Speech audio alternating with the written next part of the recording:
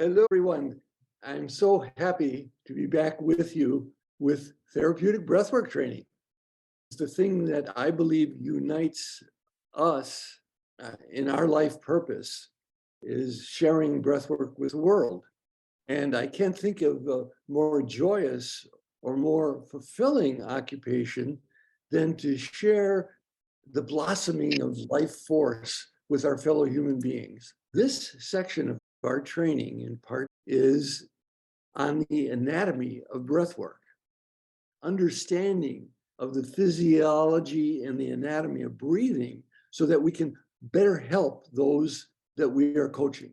When I came to the practice of breathwork, it gave me a technique for relieving stress and a measure of how I was taking care of myself every day, as well as a tool to help others relieve acute and chronic pain. Research suggests that 10 to 25% of the population in the United States suffers from some breath-related illness every year. Breathwork is our tool to help healing breath-related illnesses worldwide. We can change the quality and quantity of how we breathe.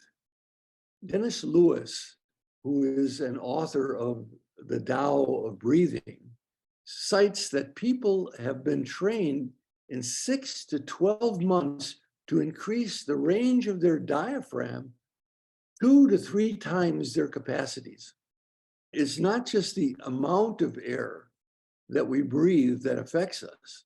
It's the balance in our breathing that determines whether our breath is giving us the correct proportions of oxygen and carbon dioxide to maximize the nurturance of our bodies. Deregulated breathing has a dramatic and profound effect on our health and performance. We're going to go more into depth on why that is and how that is in our presentation today. Most people in the Western culture do a type of over-breathing because of chronic tension in their breathing mechanism and attitudes in their minds.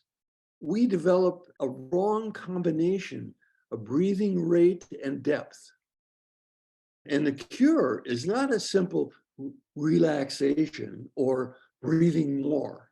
Coming back to harmony with one's body and listening to find the right breath for the right activity is an eminently learnable skill.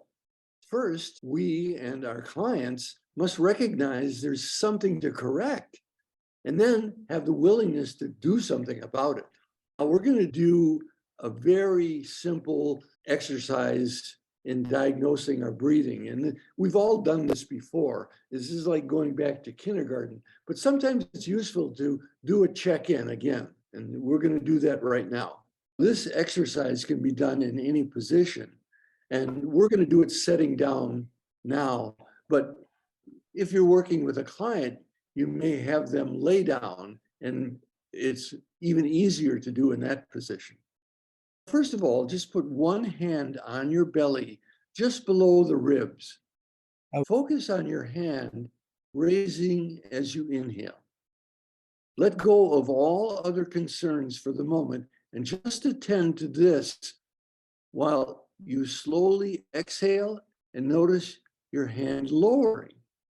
Tell your clients, even if they cannot feel this, just to begin by imagining it until it starts to happen for them.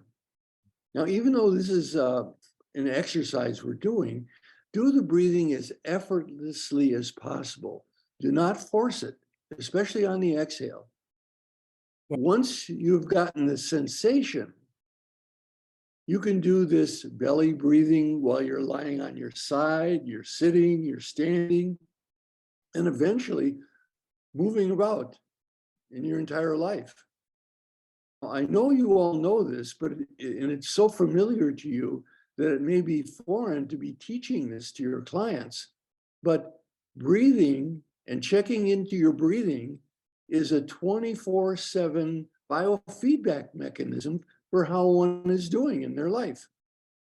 Training people, training your clients Probably it's easier to train them because we've done it ourselves to check on your breathing occasionally just by putting your hand on your belly and letting your breath become increasingly natural and effortless. Now, one thing in our education about the breath is that we will continue to learn new things and new ways of regulating our energy level with our breath. For example, I'm taking advanced courses in Neigong, which is an ancient Taoist method of regulating body energy. And once you've reached a certain level of relaxation, comfort, and awareness in your body, you can do what's called reverse abdominal breathing.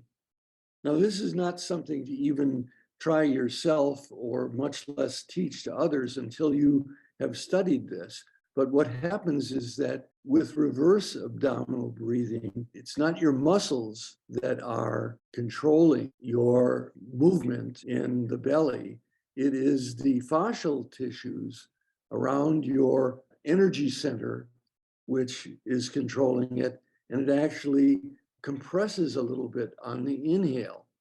But as I said, this is an advanced technique. I'm just telling you this so that you know that you're going to keep learning more and more advanced techniques as you develop.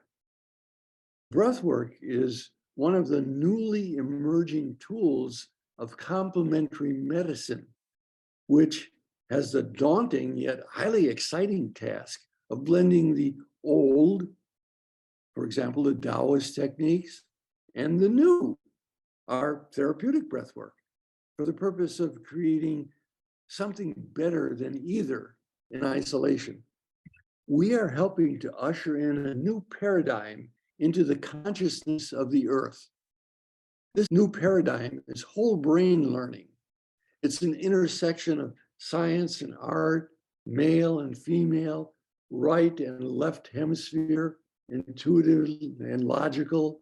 It's not just a nice concept, but it's a necessary understanding if we are to progress as a species. We can no longer live in a world of Newtonian physics, black and white thinking. Most learning takes place organically, not just in the cerebral cortex.